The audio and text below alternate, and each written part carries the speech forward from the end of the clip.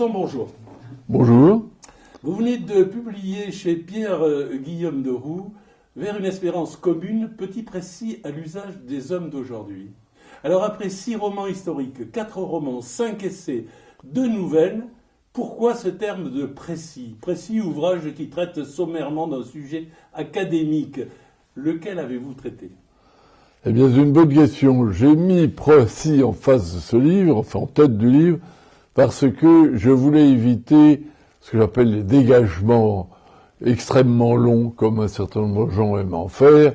Alors, le terme de précis est là pour ça, pour montrer dès le départ la volonté d'établir quelque chose qui soit facile à lire, mais qui soit clair et net. J'aimerais que vous nous parliez un petit peu de la double nature de l'être humain, logique et intuitive. Sommes-nous à une époque d'hypertrophie de la rationalité et pourquoi? Eh bien parce que je pense que nous le voulions ou non, l'être humain est double.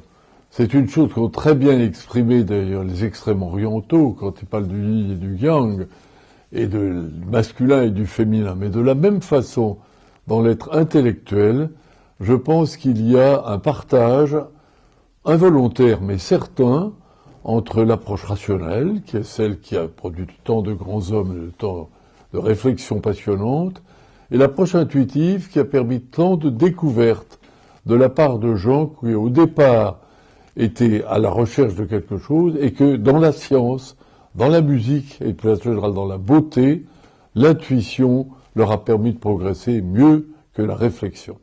Gilles Cosson, vous écrivez dans votre ouvrage « Le nationalisme, version dégradée du religieux ». J'aimerais que vous nous expliquiez un petit peu ce que vous entendez par cette phrase.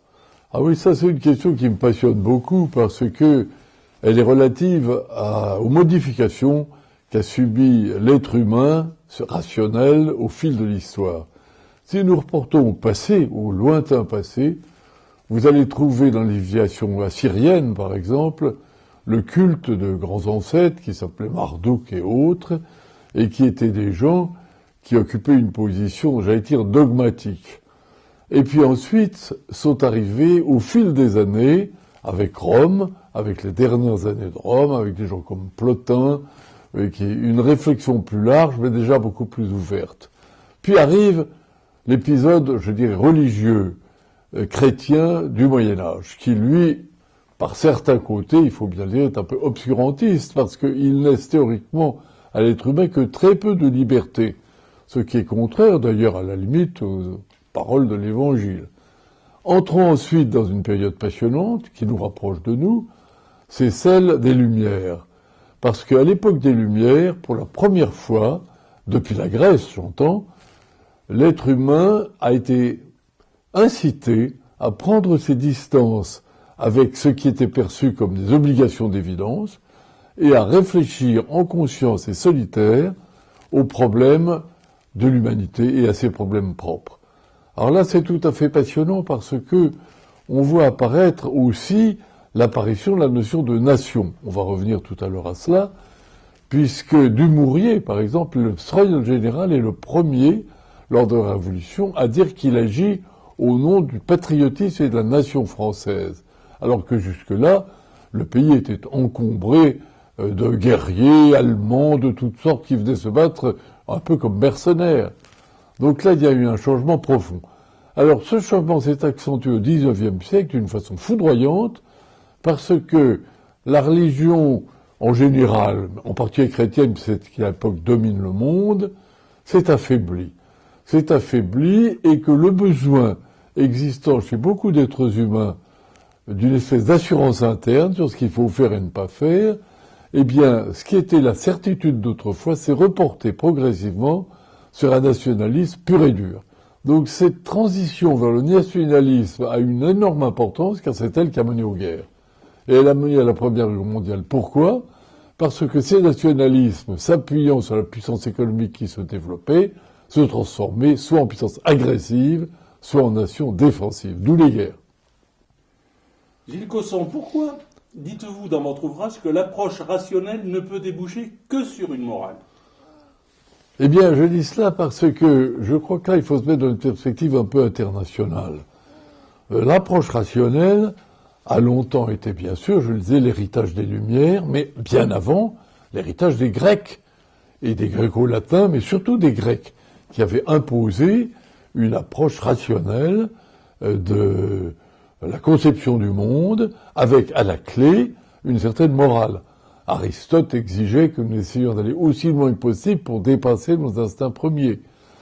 Et donc, cela a été une approche très, très importante pour l'être humain, mais si du coup nous internationalisons un peu la question, il faut nous poser la question, que se passe-t-il ailleurs ?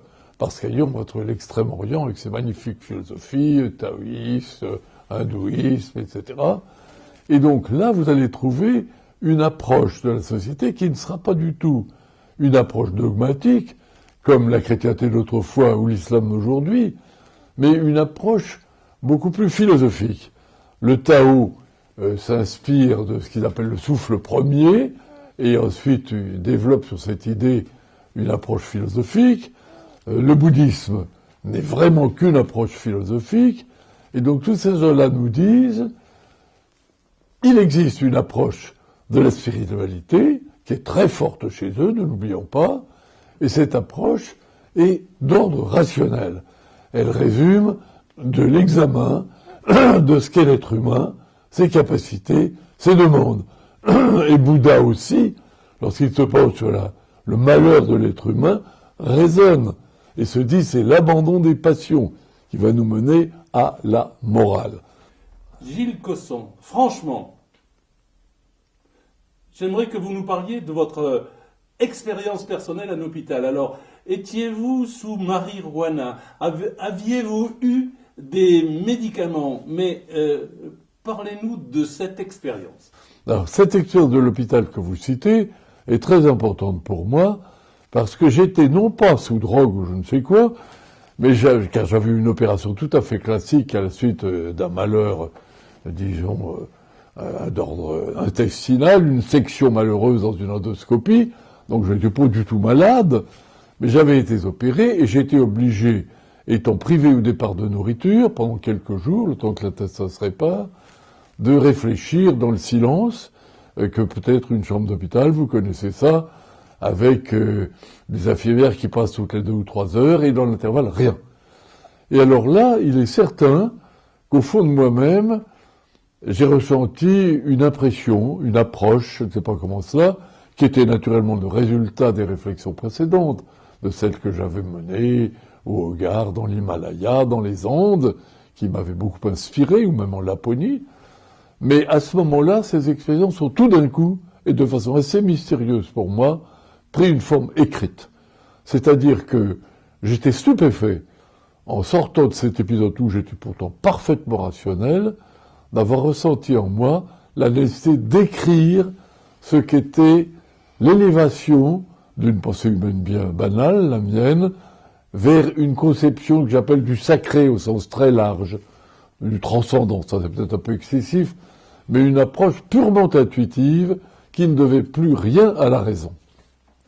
Comment approcher rationnellement la spiritualité ou comment la science étend-elle sa conception du divin d'après vous ? Je ferai une distinguo entre une approche, c'est-à-dire une méthode, et ensuite l'observation de ce que la science nous apporte. J'ai vécu 15 jours à plus de 5000 mètres, c'est quand même déjà assez particulier, et il est certain qu'à cette occasion, eh bien, l'esprit prend une autre dimension. Mais, le rationnel est là, et j'y compte beaucoup, qui me redit tout le temps, jamais tu ne dois t'abandonner à ces intuitions, si belles soient-elles, il faut revenir à la réalité d'aujourd'hui. Et là, la science nous aide beaucoup. Parce que il y a des choses absolument passionnantes dans la science d'aujourd'hui. Par exemple, tout ce qui est l'approche des premiers moments de l'univers. Quelque chose de fascinant, c'est l'apparition de la lumière.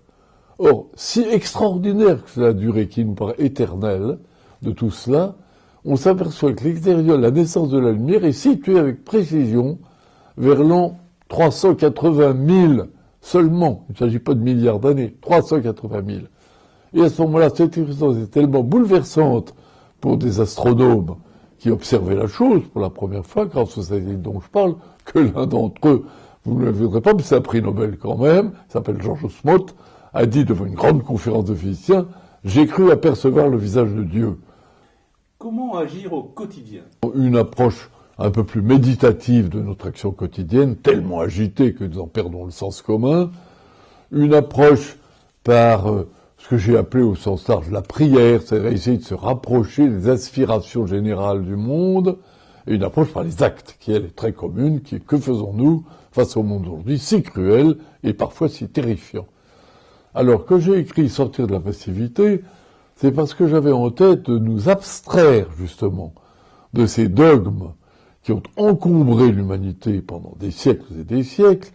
Alors je prends un exemple dans le catholicisme ou dans la chrétienté en général, le célibat des prêtres paraît comme totalement absurde, c'est tellement vrai qu'il n'existait qu'à partir de l'an 1100 d'ailleurs, avant ça n'était pas le cas.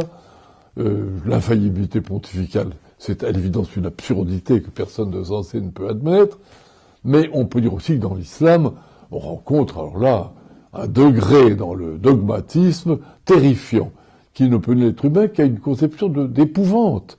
Va-t-il respecter ou va-t-il demander sa liberté? Mais s'il demande sa liberté, il transgresse. Donc c'est affreux.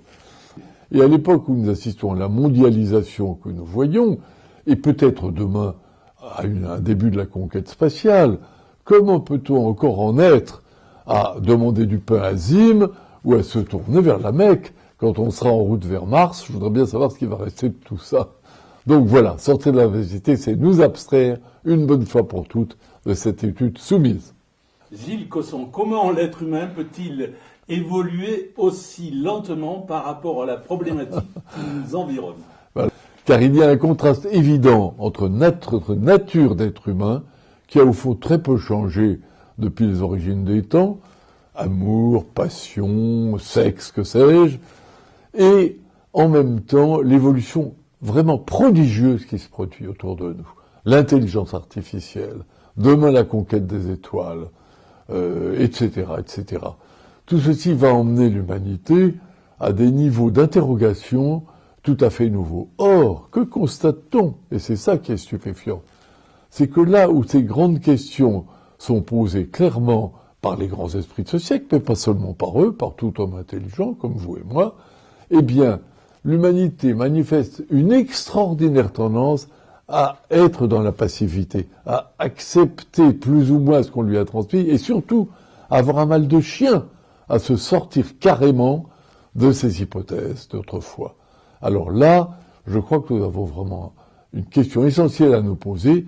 Comment faire pour favoriser l'accession d'une humanité de demain à une conception élargie de ce qu'est la spiritualité et la vie humaine? Alors ça passe beaucoup par l'éducation. En soi, on peut en parler longtemps. Eh bien, Gilles Cosson, merci pour cette conclusion. C'est moi qui vous remercie. Nous sommes ravis d'avoir fait votre rencontre et nous sommes pressés de relire votre ouvrage.